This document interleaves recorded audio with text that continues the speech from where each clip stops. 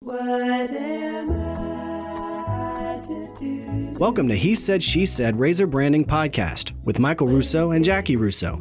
To learn more about how to improve your brand, visit brandRUSSO.com. Michael, one of the things that I love so much about this podcast is the opportunity to talk to people in different businesses that I didn't even know existed, to learn how they market those businesses. And I feel like every episode is a chance for me to grow my knowledge base of marketing.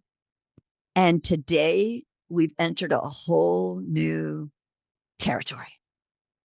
Yeah, but it was funny because the topic is different, and it's something that's kind of, when you brought up originally, it was a little bit cringy. It was like, because anything about rats or anything like that is not comfortable. No, for it's people. uncomfortable. Yeah.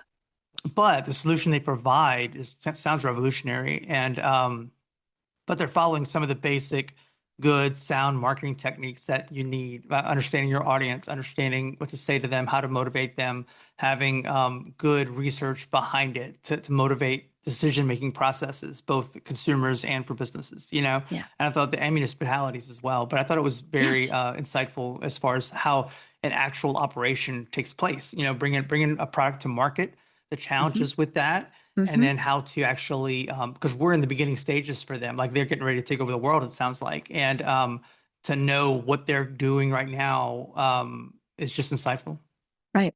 Well, the thing that's really interesting to me is, like most companies, they're balancing a lot of different audiences, B2B, B2C, B2G, straight to consumer, direct. So, and then you got distributors. It is a lot. It's like a whole serial killer wall of trying to line up what message goes with what audience. But this really smart thing Rochelle's doing is she's in with sales to make sure they're working together. That's smart.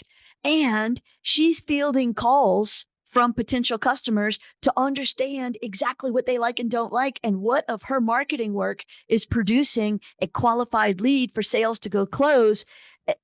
And everything's customized. So it's smart. It's smart. Look, marketers have never worked so hard with so little resources and so much pressure, but she's doing it all with a smile. And I'm impressed by her marketing efforts. No, I am as well. I thought it was really good. I think if anything, like just from a brief assessment of looking at everything too, and we can even cut this out if you want, but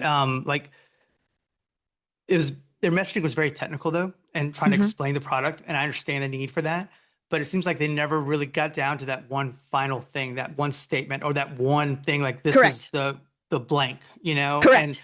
And so it was hard to get into it, Well, it's interesting because the message is solid, but it doesn't sing. You talk a lot about how writing a message is a lot like music, and it's got to have a certain rhythm and a certain beat and a certain turn of a phrase. And so, the message is good, it's clear, it's clean, but you're right, it doesn't sing. And so opportunity for improvement. Yep. No, but the product is strong. And like I said, it's, I think they're working on their visual packaging and things like that. And so I think, again, once people hear about this and learn it and understand it, and they break through, it's going to be a definite winner. Huge. It's going to be a massive global success because of the need. All right, we shouldn't talk about it as much. Let's let the people listen.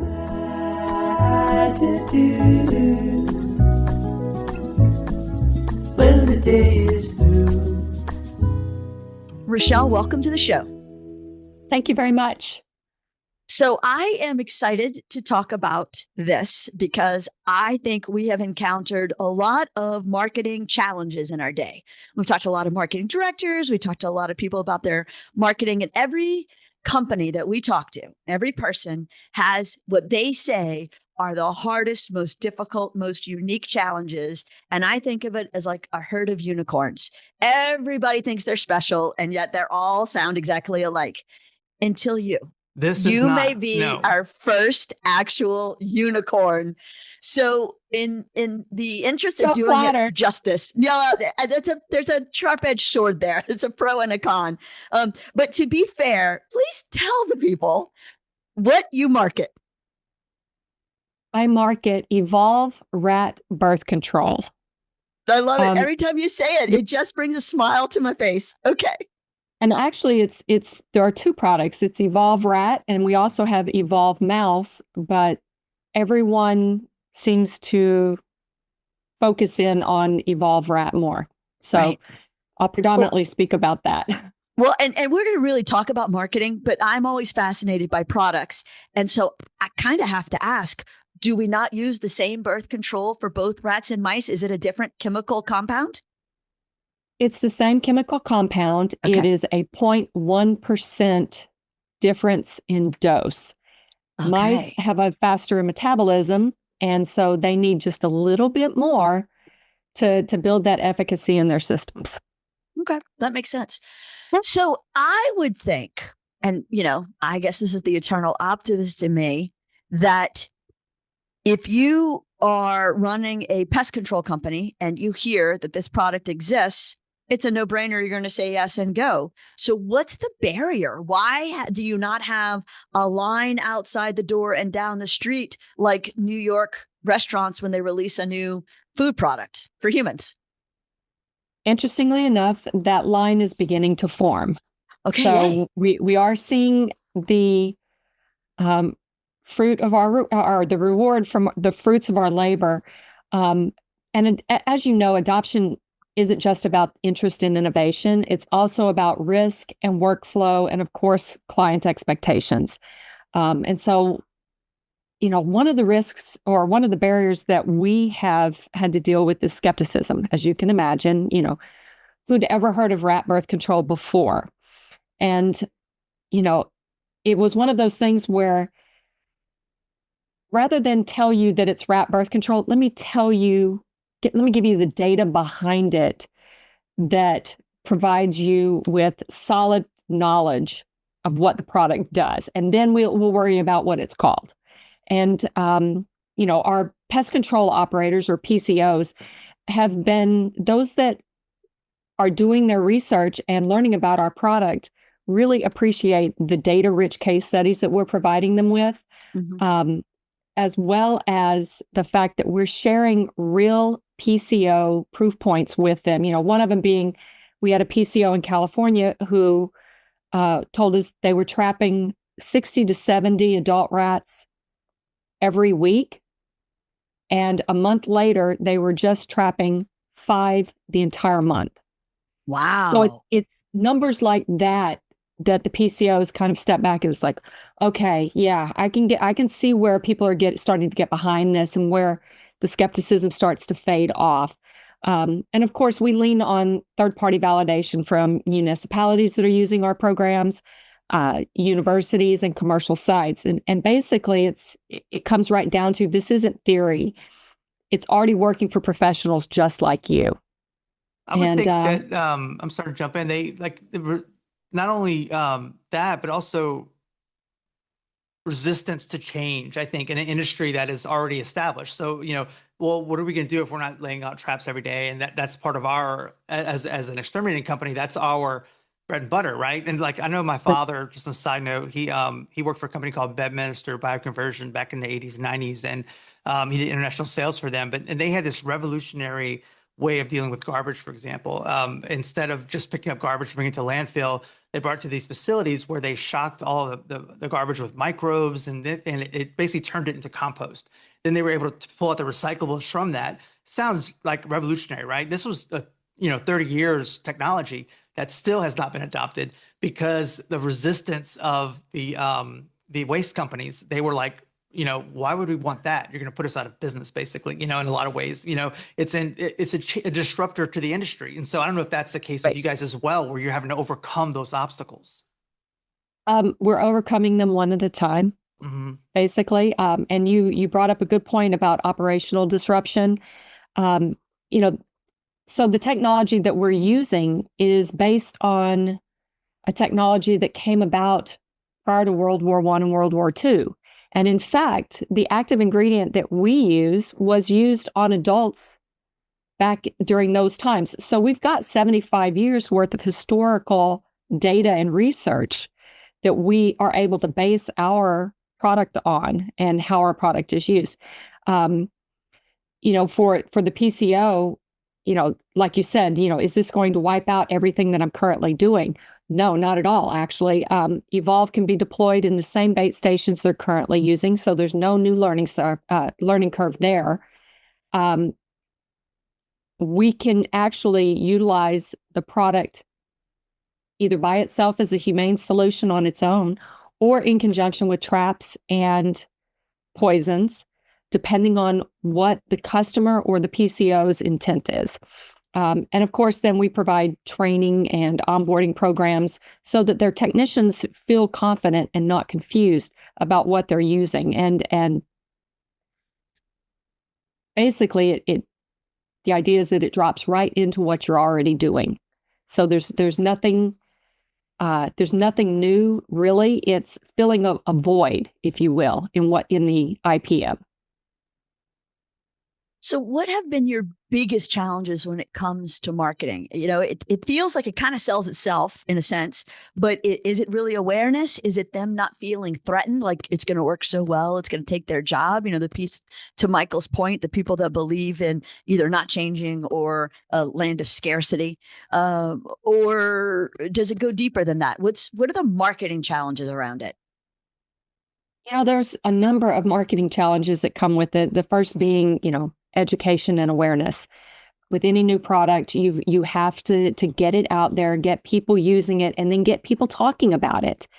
Ours, because of the unique nature of rat birth control, the moment you say those three words, people perk up and they listen and they want to know more. And it's a great conversation starter, at cocktail parties and networking opportunities, because I think people want to hear something new, something positive, and Evolve is definitely that. So it presents a unique set of challenges, but we roll through them day by day as they present themselves. And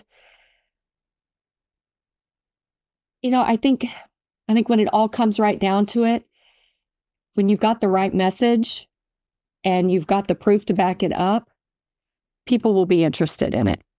Right. And that's a very simplistic way of looking at it, but it seems to be working, and it definitely speaks to our product. Well, and let's talk about the problem. I know people are aware to some degree. Obviously, if you're in a bigger market and a bigger city, maybe, or where you have infestation problems, but everybody has a problem with this. I mean, I was reading on your website. So 2 rodents in 1 year can become 15,000. Okay, hold on, wait, pause. Rochelle and I talked about this during the pre-interview. I need this to get a full amount of emphasis, because when we talk about the breeding habits, it is. Say it slow, Michael, for the people in the back. It's out of control. 2 rodents in 1 year can become 15,000. That is staggering. No. Get the next year statistic, please. I don't have that one. Rochelle does. I can give it to you. So the statistic you gave is from Oklahoma State University. Rent to Kill, which is the largest PCO in the world, did a study of their own, and come to find out in their study, in 3 years, that number could be 500,000 rodents. Oh my gosh. Two rats turn into 500,000 rats in 3 years. Yes. Every 2 rats turn into 500,000 rats in 3 years.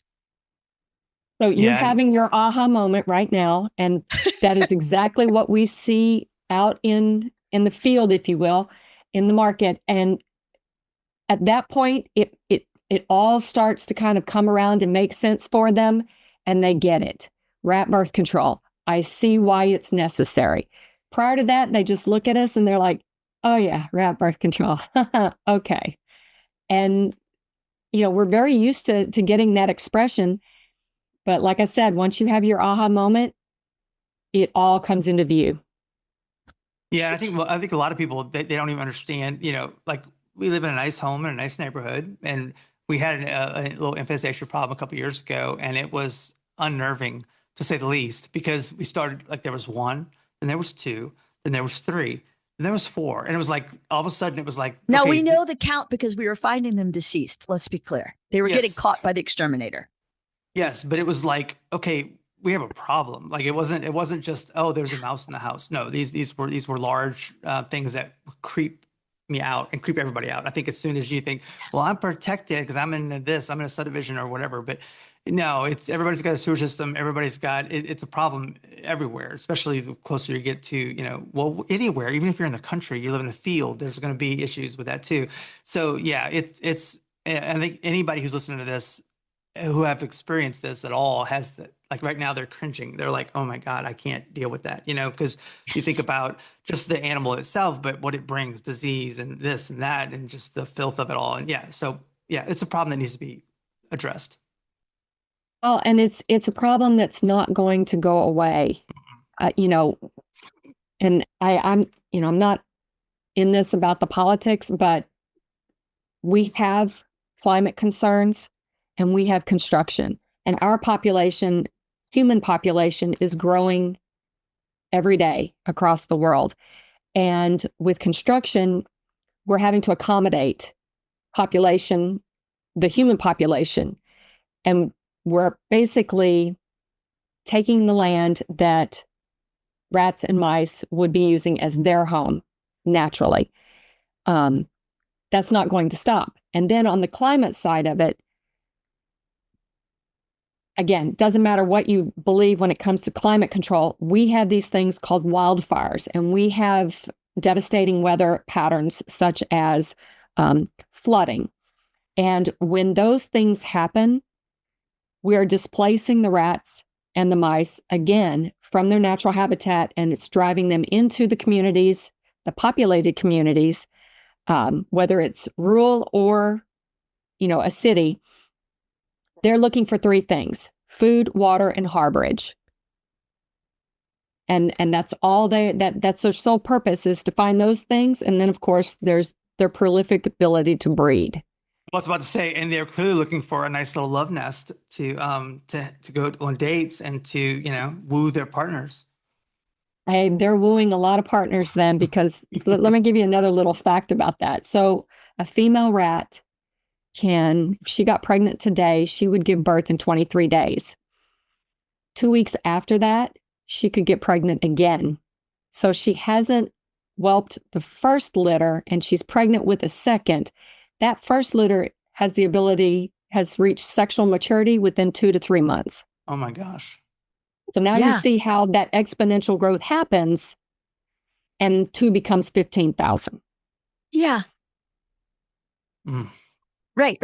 So back to how to market that. To me, Yeah. that is compelling. I feel the need to go and get some right now and put it everywhere I live, eat, sleep, breathe, travel to.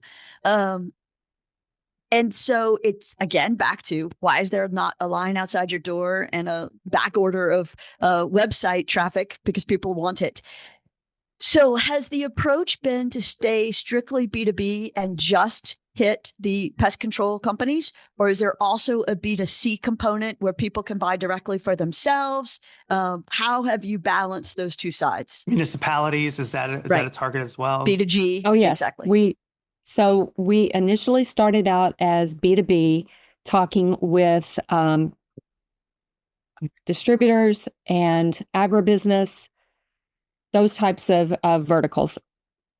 Within, I guess, 8 months of launching the product, the CEO and I had a talk, and we decided that, there's more to it than just that.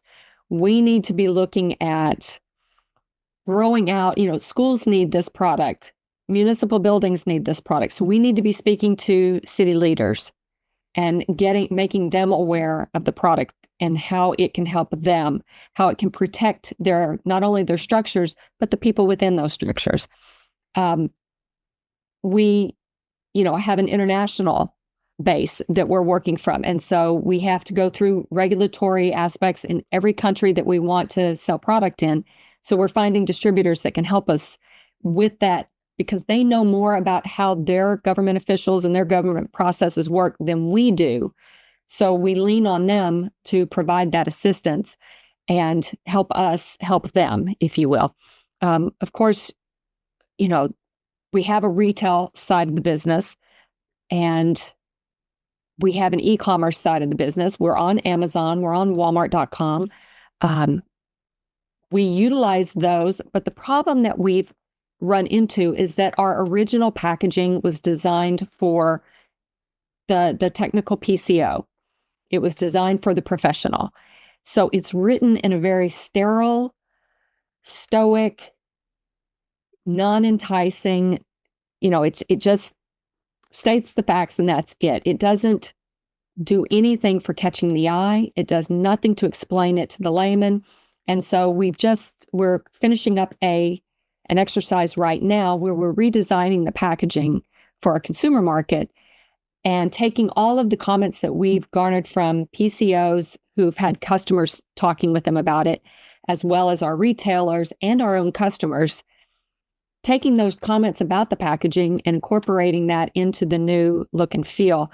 And we're very excited about what we've come up with and are very excited to get this launched.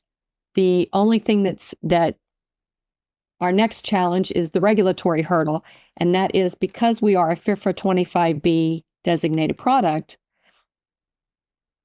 we have to be approved in every state. So we have to send out our package as part of because the label is the law. And so we have to send that package out and make sure that all of the states buy into it. As soon as the state buys into it, we can actually send the new packaging into that state.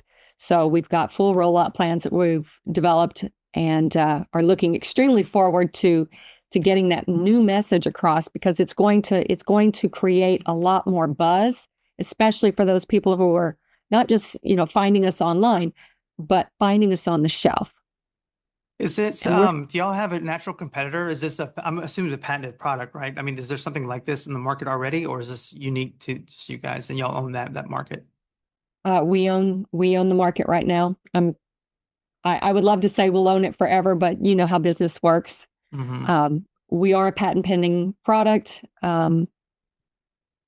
Yes, we are rat birth control and we are mouse birth control. Gotcha. Now, do we have to be worried? Like, is this a John Hammond thing where Jurassic Park, like we're messing with nature and the rats are going to figure out a way around this and start talking and driving cars and things? I suppose there is that potential, but seriously, no, because the technology is based on 75 years of research. Mm-hmm. And we microdosed this. So it's literally dosed just for the body mass and weight of rats and mice. So there's no harm to the rats or mice. There's no physiological change other than in the males, it slows sperm motility. And in the females, it restricts follicular growth and egg production. But if they were to go more than 6 weeks without having any of the product in their system, they revert back to full fertility. Wow, that's a mouthful. So it's just like birth control that women take. If they stop taking it, they will be able to get pregnant again. So it's definitely a long-term solution, not a short-term fix. That is correct. It's definitely correct. It's something that we can't stress enough. And, there's some misconceptions because poison appears to be an immediate, there's that immediate gratification. We have something here in the trap, or we have something here that we have to clean up. Whereas our product, you may not see the fact that there are no juveniles being born. You may not see that the only rats that are left are aging out and will be dying of natural causes, within a year. So the things that you do see, though, when you use the product that we do stress is look for things like less damage around your home, less damage in your garden because they're not eating your vegetables. Look for less urine or fecal matter in those high traffic areas. And of course, you'll see less activity from them because there are less running around, if you will. Yeah, and I would think that the exterminating companies could use it as a 1-2 punch. Like, look, we're going to come in and we're going to eradicate your immediate problems, and we're going to, at the same time, implement this long-term solution. So you don't have to bring us back out a year from now, other than to just keep, fulfilling the need. You know what I'm saying? Like, okay, so I kill them now, but I'm gonna have to come back next month or the month after. Like, if they got in, they're going to get in again. And if they're there, they're going to continually be there. So there may be an immediate need to eradicate a situation, but let's go and implement the long-term solution so you don't have to worry about this again. And that peace of mind is Mhm. probably priceless, really. And that's one of the reasons why we market it as part of what's called an IPM, which is an integrated pest management program, which contains basically 6 different aspects, everything from biology to exclusion to sanitation. Well, all along, there's been this missing piece, and that is addressing the reproductive cycle. If you're not addressing the reproductive cycle, everything that you're doing is only going to address some. There's always going to be survivors that aren't caught in a trap or don't eat the poison, those types of things. And so you have to worry about those survivors and what they're doing. And that's where we come into play. We can either take care of the whole problem through reproduction, or we can help speed things up with traps and poisons based on how you choose to use it. And nature has obviously prepared these animals to take over the world. I mean, they have this is an unnormal reproductive cycle. You know what I'm saying? Like, so we're going against something that is a battle that we can't win in a lot of ways until we have a solution like yours that actually addresses that problem. Does that make sense? It does, and in a way, you're correct. But at the same time, rats and mice also have a natural set of predators that normally would take care of this problem in the wild, and that is, owls and hawks, any of your raptors, bobcats, pumas, mountain lions, that type of thing.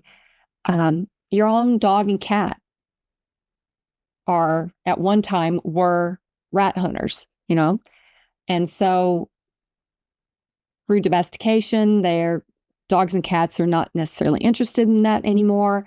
And the use of poisons is causing problems for those natural predators. Because if a rat eats a poison outside and then an owl swoops in and eats that rat, that owl is now poisoned with the same poison that killed the rat and will go through the same issues that the rat went through. And most of these are called second-generation anticoagulant rodenticides, or SCARs. And so when that happens, it's not a pretty death. It's rather painful for the rat, but it's also painful for the predator that ate the rat. And so this is why there are so many people stepping out and saying, we've got to look at maintaining the balance in our ecosystem between the natural predators and the rats and us. And, if we can reduce that population, the natural predator still has a food source that we haven't tainted. So it brings that balance back in whole. So Michael and I always, have subscribed to this theory that we sort of created, this process we developed called razor branding. It's got 4 core elements: focus, promise, connection, harmony. And so I feel like your focus pretty well. It's, direct to consumer. And so you've got an audience profile, personas mapped out for the people, the homeowners, the business owners, that kind of thing. The distributors, that's a whole line for you right there. The government, that's a whole piece. And then pest control operators. So you've got kind of your 4 big categories with some segmentation within, but that's good. Messaging wise, it sounds like you've had some challenges with the messaging, but you've got this new evolved packaging and messaging you're going to be rolling out. Are you doing selective, specific messaging for each of your different target audience segments, or is it kind of a one size fits all approach? I hate to say that it's going to sound like a one size fits all, but basically what we did is we looked at the comments coming from each of those areas, and we looked for the commonalities. And those were the things that we really addressed and highlighted on the packaging. Depending on where that packaging goes, can be addressed with secondary packaging, like trays or a POP or, display ship or something, so that we can speak more in line with the specific audience. So, but, some people think that, oh, well, if you're selling to PCOs and to cities, it's going to be different than if you are speaking to the consumer. And in actuality, it's not, because they have to deal with the consumer as well.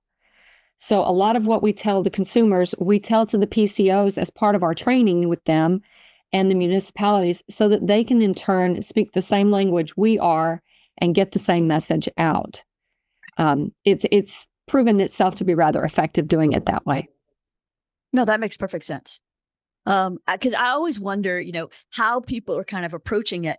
As you roll out this new packaging and new messaging, if you see some uptick, I mean, obviously you're in the right spot. But if you don't, then, maybe that's a back to the drawing board thing. But the fact that you said you talked to the people, that is so key. And I think a lot of people miss that opportunity. So then we kind of roll into that last piece, which is harmony, and that's where the messages go. So I've got questions. Are you on a trade show conference schedule to be in front of the B2G and B2B opportunities? I am. We have a very rigorous trade show schedule. We have 2 trade show seasons, and I end up traveling about every other week for the first 3 months of the year, and then I'm just coming through a trade show season right now for the fall. And a lot of this you would think would just be retail oriented, but we do have specific vertical shows that we attend as well. I would think too. I was thinking the same thing, Jackie, when we're talking about deliverables, because a lot of companies that we work with, they may have a national product or national reach, yet they may not have a national budget, to really kind of go mass marketing and that kind of thing. And, it's always the battle, do you try to talk to everyone, or you try to talk to the ones that really matter, and being more targeted or more specific and saying, all right, we're going to take on this region first, or these high profile areas that we know we can gain traction on before we start to try to take the whole apple, just take bites out of it. How was your approach to that? Or what is your approach to that?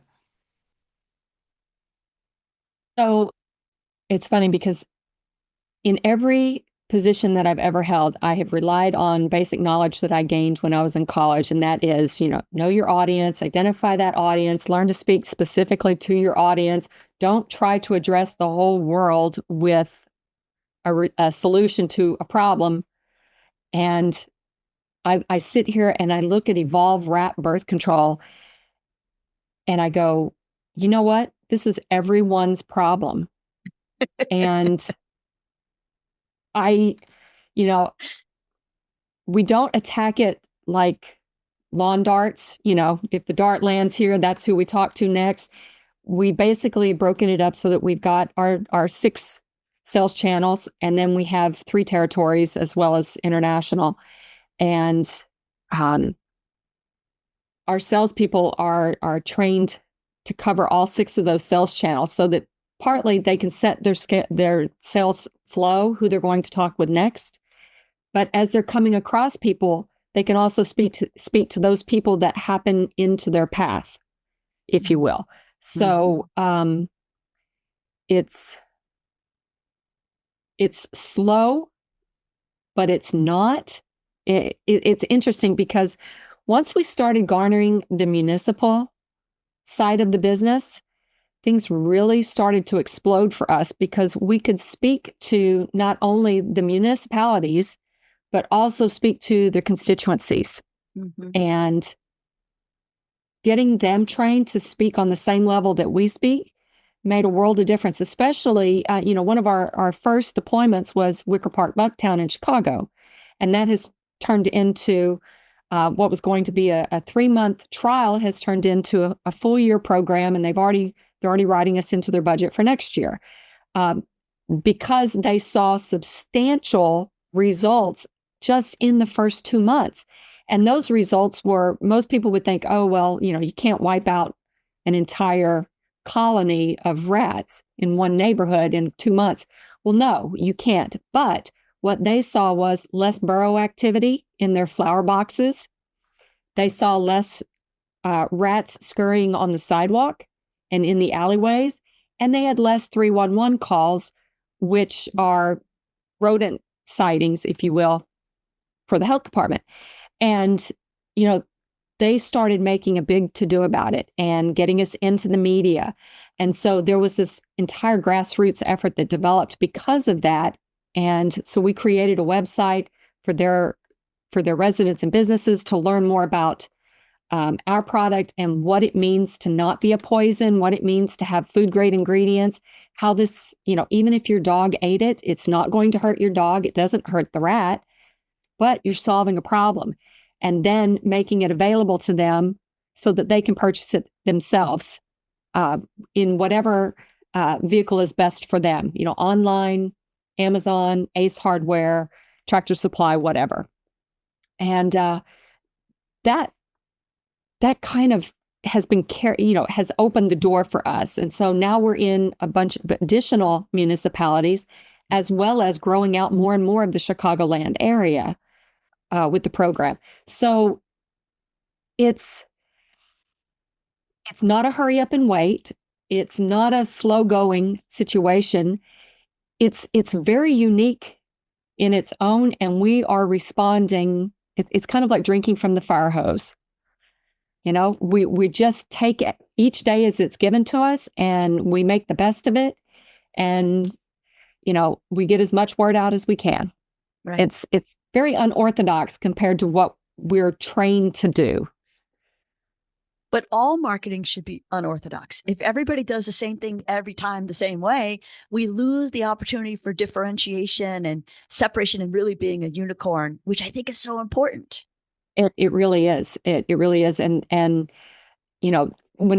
as I've brought salespeople on and talked with, trained them on the product, and they're always like, well, I need some brochures or some trifolds or something. I'm like, no, when you tell me who you're going to meet with, and we'll create something specific for them. I can do this very quickly. I have boilerplate, but we need it to speak specifically to them, just like you're speaking specifically to them.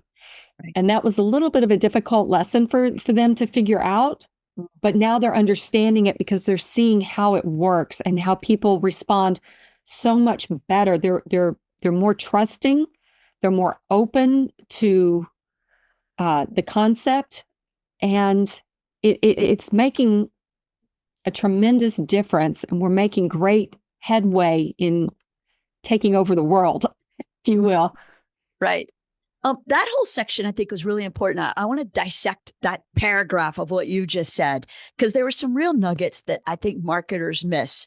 One, you interact with the sales team. Y'all aren't in separate buildings in separate cities than you may be, but you still interact, and you're keeping a real cohesive, you tee it up, they hit it out of the park kind of approach. How has that developed? Was that the way it's always been?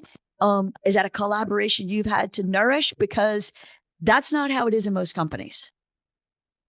I honestly can't speak to what it was like before I came on board, but it seemed very siloed. Mm-hmm. Yes. And I was married to a sales professional for 20 years, and I learned he was in Sandler sales. And so I learned all of that through osmosis. And I kept thinking, it's a good thing I'm learning this, because now I can speak the same language as the salespeople. I know what their challenges are. And more importantly, I need them to tell me what people are saying in the field, because I'm not there. I'm not everywhere all the time. Right. And they have been, it has developed. The VP of sales and I have a great working relationship. The salespeople and I have a good working relationship. We, personality quirks aside, we definitely get the job done, and in a way that works for everyone. Mm-hmm. But if I'm not hearing what's going on, I can't respond to it. I can't address it. And I need them to tell me that. To make it even more so is there's an opportunity for me to hear from people, and that is I take every lead that comes in. Oh, it doesn't go straight to sales. No, it comes straight to me. And I vet it for MQL, marketing qualified lead.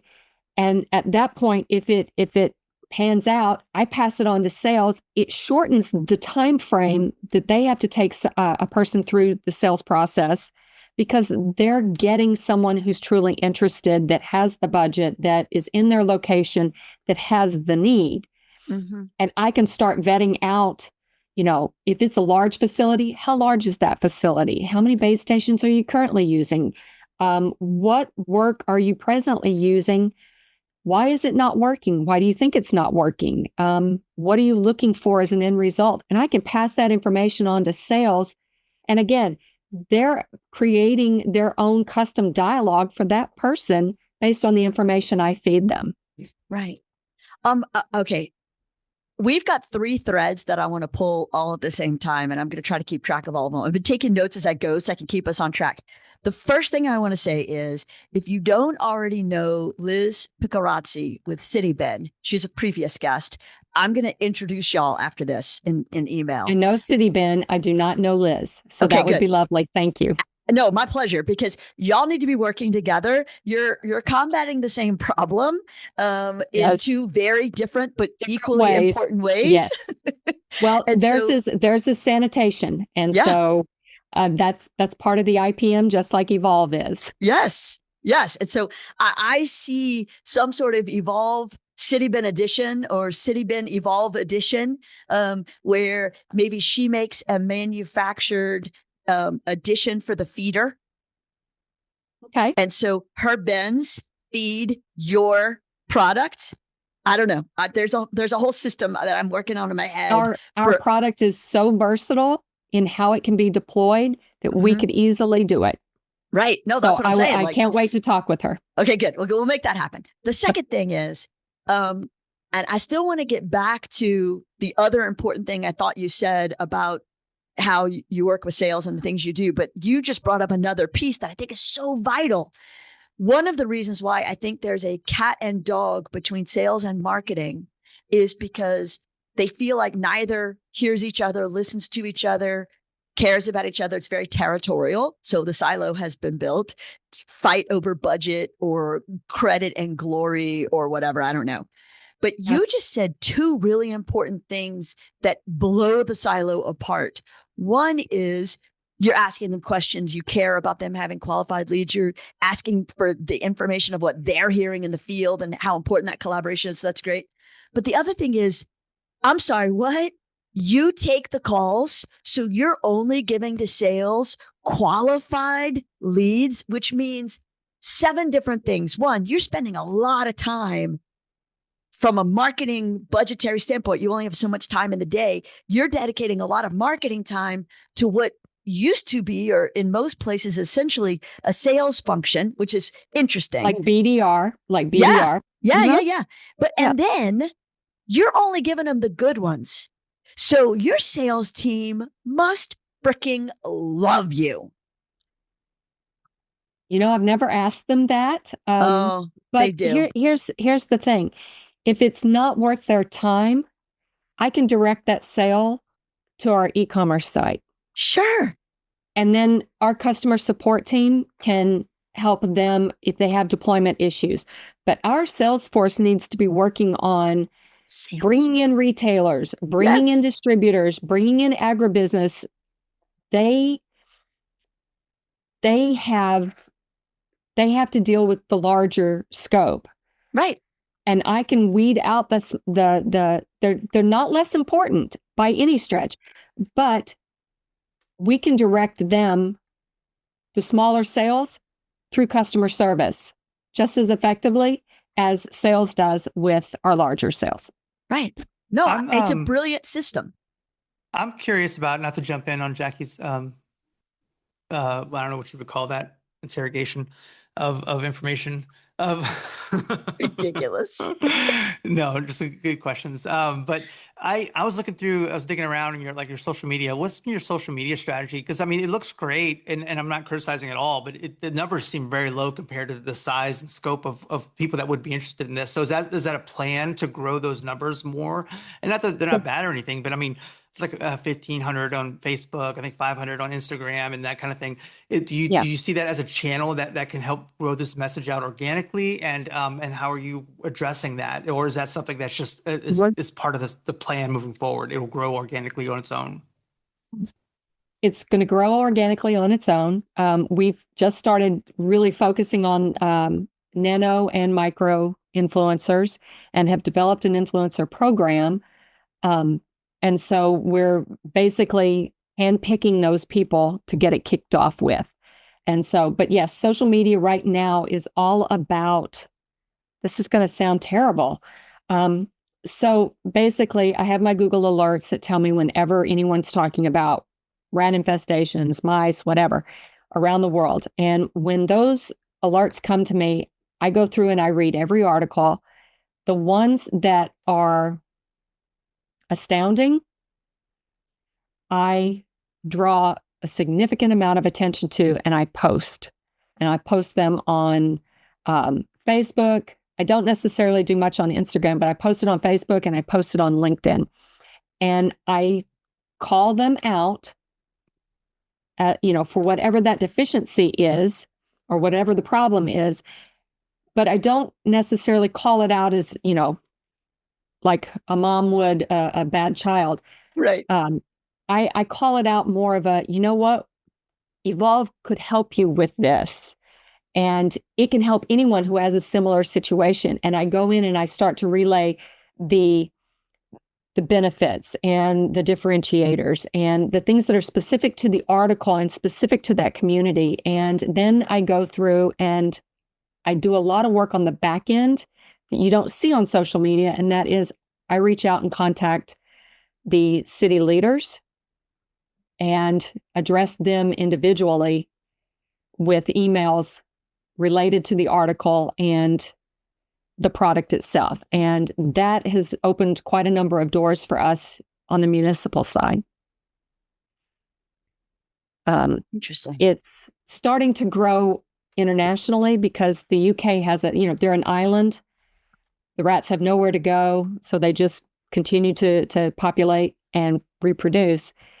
They have a horrible problem, but because they fall under the EU with their rodenticide regulations, we have to go through the EU, and it's a minimum of 3 years of review by them. Well, this problem's, as we know, what can who do in 3 years?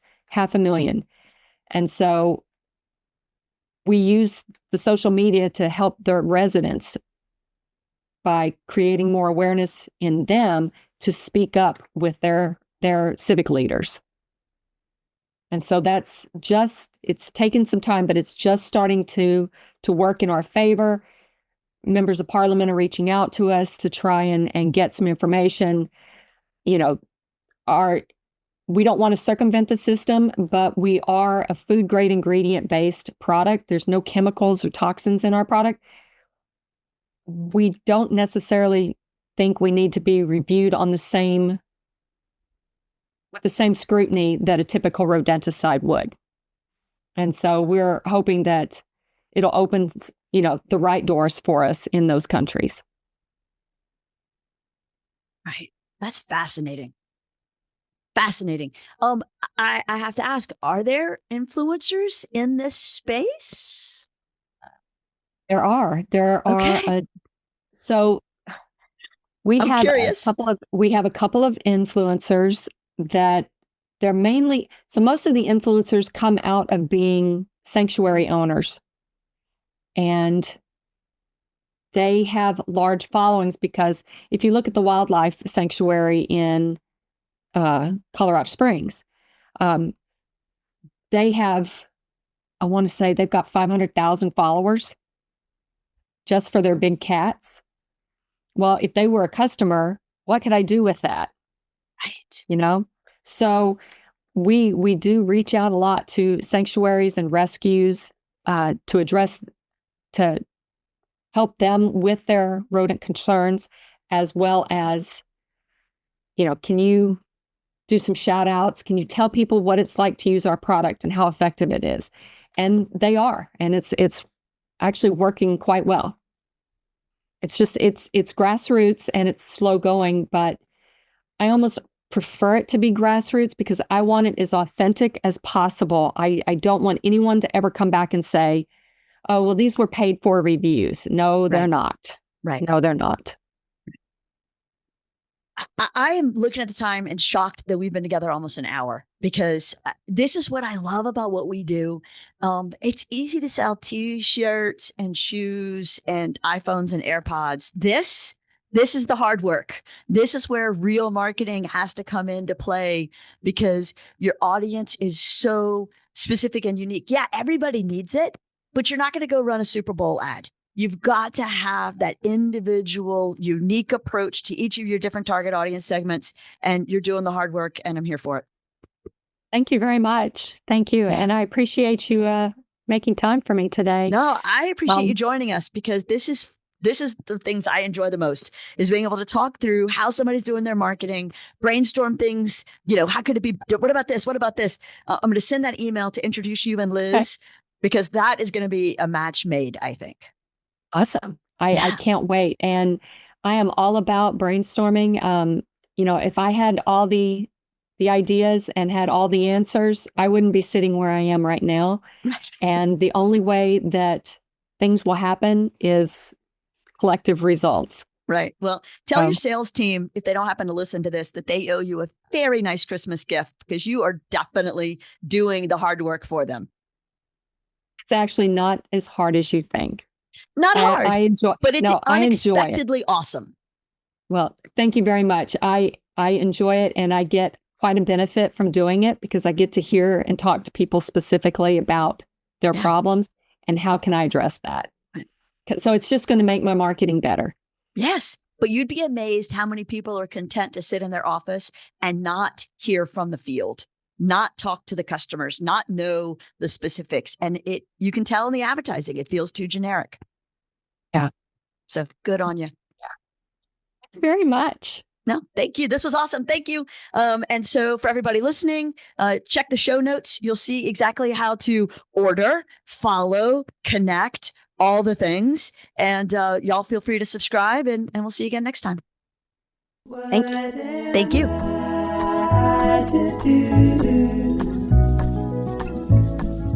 When the day is through.